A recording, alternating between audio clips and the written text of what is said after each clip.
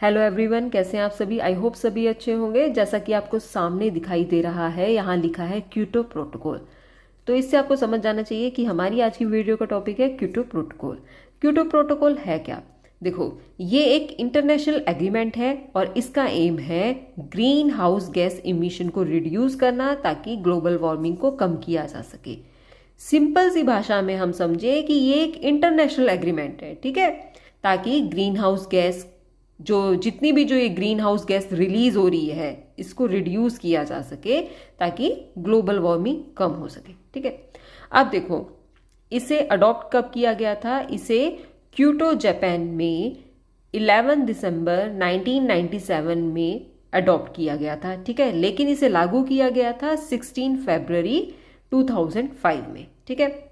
अब देखो, जो ये क्योटो प्रोटोकॉल है ये United Nations framework convention on climate change का पार्ट है, ठीक है। और इसकी शॉर्ट फॉर्म ये है UNFCCC, ठीक है। नेक्स्ट हम पढ़ेंगे ऑब्जेक्टिव्स ऑफ क्योटो प्रोटोकॉल।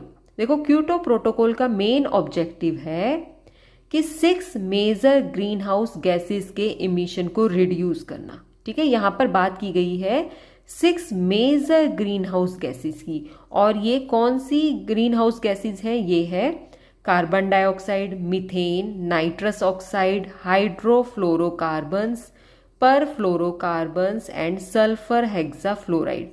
ये 6 हैं मेजर ग्रीन हाउस गैसेस जो कि ग्लोबल वार्मिंग का बहुत बड़ा रीजन है, ठीक है। इन 6 ग्रीन हाउस गैसेस की वजह से ही जो ग्लोबल वार्मिंग है वो इंक्रीज हो रही है, ठीक है। तो इसका ऑब्जेक्टिव हमें समझ में आ गया कि इन 6 ग्रीन हाउस गैसेस के इमिशन को रोकना, रिड्यूस करना ताकि ग्लोबल वार्मिंग को कम किया जा सके। नेक्स्ट हम पढ़ेंगे प्रिंसिपल्स ऑफ क्योटो प्रोटोकॉल। देखो, इन प्रिंसिपल्स को एक बार आप ध्यान से सुनोगे तो आपको इजीली समझ में आ जाएगा। इसमें फर्स्ट पॉइंट है कॉमन बट डिफरेंशिएटेड रिस्पॉन्सिबिलिटीज। अब देखो, जितनी भी डेवलप्ड कंट्रीज हैं उनकी ज़्यादा रिस्पॉन्सिबिलिटी है। अब यहाँ पर ये समझो क्यों ज़्यादा रिस्पॉन्सिबिलिटी है। देखो, जो भी डेवलप्ड कंट्रीज हैं इसका मतलब क्या है कि वो डेवलप हो चुकी हैं, ठीक है, उनका डेवलपिंग फेज चला गया है। तो जब उनका जो ये डेवलप्ड कंट्रीज हैं इनका जब डेवलपिंग फेज चल रहा था तो उस टाइम पर इन कंट्रीज ने बहुत ज़्यादा ग्रीन हाउस गैस इमिट की है, ठीक है। तो अब क्या होता है, ये प्रिंसिपल ये कहता है कि जो डेवलप्ड कंट्री है उनकी ज़्यादा रिस्पॉन्सिबिलिटी बनती है। मतलब जो क्योटो प्रोटोकॉल है वो इनको ज़्यादा फॉलो करना पड़ेगा डेवलप्ड कंट्रीज को, क्योंकि इन्होंने पास्ट में, मतलब अपने टाइम पर जब इनकी कंट्री डेवलप हो रही थी उस टाइम पर इन्होंने बहुत ज़्यादा ग्रीन हाउस गैस इमिट की है, ठीक है।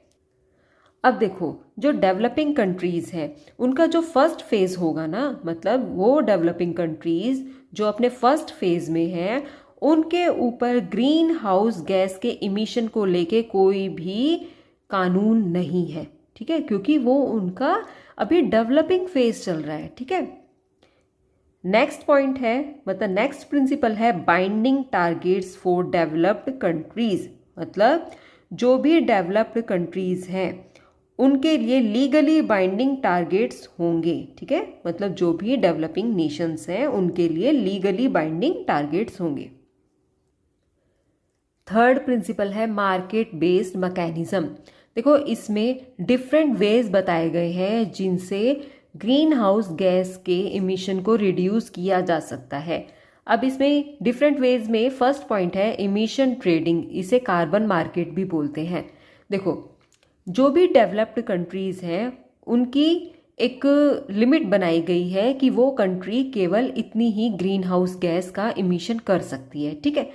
तो वो जो डेवलप्ड कंट्रीज हैं वो इमिशन को खरीद भी सकते हैं और बेच भी सकते हैं, ठीक है।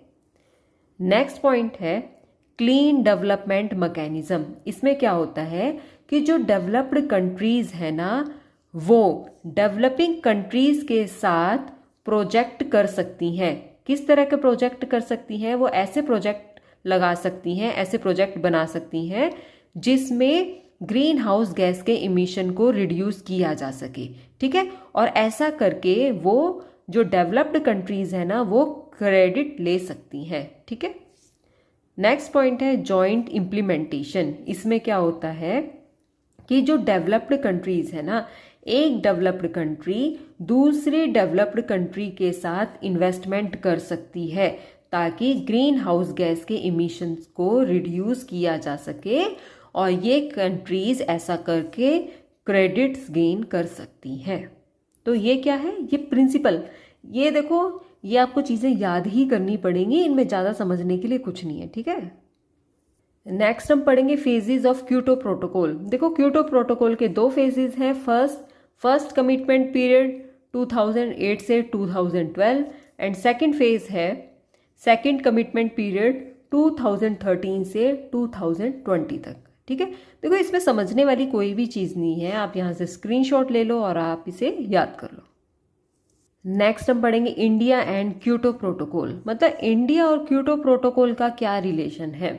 देखो पहले आप ये जान लो कि जो इंडिया है वो डेवलपिंग कंट्री है, ठीक है। जो इंडिया है वो डेवलपिंग कंट्री है, इसलिए इंडिया को नॉन एनेक्स 1 कंट्री भी बोलते हैं, ठीक है। मतलब जो भी कंट्री डेवलपिंग कंट्री होती है उसे नॉन एनेक्स 1 कंट्री बोला गया है क्योटो प्रोटोकॉल में, ठीक है। अब देखो जो भी डेवलपिंग कंट्री है, हमें पता है कि जो इंडिया है वो डेवलपिंग कंट्री है, ठीक है, और इसका ग्रीन हाउस गैस इमिशन का कोई भी इनिशियली टारगेट नहीं है। मतलब अभी इसके ऊपर कोई भी रूल लागू नहीं है ग्रीन हाउस गैस इमिशन के लिए, ठीक है। नेक्स्ट हम पढ़ेंगे बेनिफिट्स क्या है। क्योटो प्रोटोकॉल को लेकर इंडिया को क्या बेनिफिट्स मिले हैं। देखो जो इंडिया है वो सीडीएम प्रोजेक्ट रिसीव कर सकती है। सीडीएम प्रोजेक्ट्स मतलब क्लीन डेवलपमेंट मैकेनिज्म। अभी हमने प्रिंसिपल्स पढ़े थे क्योटो प्रोटोकॉल के, उसमें सीडीएम प्रोजेक्ट के बारे में भी बात की गई थी। आप पीछे जाकर देखना वीडियो में क्लीन डेवलपमेंट मैकेनिज्म के बारे में बात की गई थी। जो इंडिया है वो इस तरह के प्रोजेक्ट को रिसीव कर सकता है और कार्बन क्रेडिट्स अर्न कर सकता है, ठीक है। नेक्स्ट बेनिफिट क्या है, जो इंडिया है मतलब इंडिया सस्टेनेबल डेवलपमेंट को प्रमोट कर सकता है, साथ में रिन्यूएबल एनर्जी प्रोजेक्ट्स को भी प्रमोट कर सकता है, ठीक है। तो ये बेनिफिट्स मिले हैं इंडिया को क्योटो प्रोटोकॉल के थ्रू। अब हम पढ़ेंगे लिमिटेशंस ऑफ क्योटो प्रोटोकॉल, जिसमें फर्स्ट पॉइंट है कि कुछ ऐसी कंट्रीज जैसे यूएसए, ये ग्रीन हाउस गैसेस बहुत ज़्यादा अमाउंट में इमिट करती है, जबकि हमें पता है कि जो यूएसए है ये डेवलप्ड कंट्री है, और क्योटो प्रोटोकॉल के अकॉर्डिंग जो डेवलप्ड कंट्रीज हैं उनके ऊपर कुछ लिमिट्स हैं कि वो इतनी ही अमाउंट में ग्रीन हाउस गैसेस इमिट कर सकती हैं। लेकिन यूएसए ने क्योटो प्रोटोकॉल को कभी भी एक्सेप्ट नहीं किया, ठीक है। तो इससे क्या पता चलता है कि जब तक सभी डेवलप्ड कंट्रीज क्योटो प्रोटोकॉल को फॉलो नहीं करेंगी तब तक ग्रीन हाउस गैसेस के रिडक्शन को मतलब ग्रीन हाउस गैसेस के इमिशन को रिड्यूस नहीं किया जा सकता, ठीक है। तो ये क्या है, ये भी लिमिटेशन ही है। सेकंड पॉइंट है जो भी डेवलपिंग कंट्रीज हैं उनके ऊपर कोई भी बाइंडिंग टारगेट नहीं है ग्रीन हाउस गैसेस के इमिशन को लेके। तो इस तरह से ग्लोबल रिस्पॉन्सिबिलिटी में एक इम्बैलेंस आता है, ठीक है। थर्ड पॉइंट है कुछ ऐसी कंट्रीज हैं जो कि green house gases emission reduction के टारगेट को फुलफिल नहीं कर पाती। ऐसा इसलिए क्योंकि जो उनका इम्प्लीमेंटेशन वे है वो बहुत ज़्यादा वीक है, ठीक है। नेक्स्ट पॉइंट है, देखो क्योटो प्रोटोकॉल में केवल डेवलप्ड कंट्रीज पर ही फोकस किया गया है, ठीक है। मतलब ये बोला गया है कि क्योटो प्रोटोकॉल में डेवलपिंग कंट्रीज पे इतना फोकस नहीं किया गया कि वो कितना ग्रीन हाउस गैस इमिट कर रही हैं या नहीं कर रही, केवल और केवल डेवलप्ड कंट्रीज पर ही फोकस किया गया है। तो ये सभी क्या है, लिमिटेशंस हैं क्योटो प्रोटोकॉल की। और इसी पॉइंट के साथ हमारी आज की वीडियो क्योटो प्रोटोकॉल यहीं पे कंप्लीट होती है।